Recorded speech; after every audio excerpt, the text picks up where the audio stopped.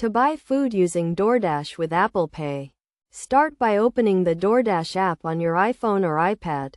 If you do not have the app, download it from the App Store and create an account or log in if you already have one. Once you are logged in, browse through the list of available restaurants in your area and select the one you want to order from. After choosing a restaurant, browse through their menu and select the items you want to order. When you have finished selecting your food, tap the View Cart button to proceed to the checkout page. On the checkout page, enter any promo codes or special instructions you may have. Then tap the Continue to Payment button. On the payment page, select Apple Pay as your payment method.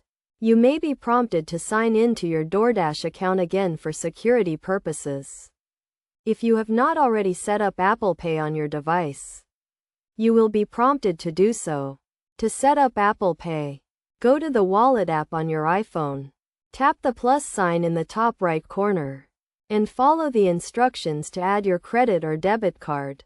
After selecting Apple Pay as your payment method, review your order summary to ensure everything is correct, including your order, delivery address, and payment method. If everything is correct, tap the Place Order button to complete your purchase.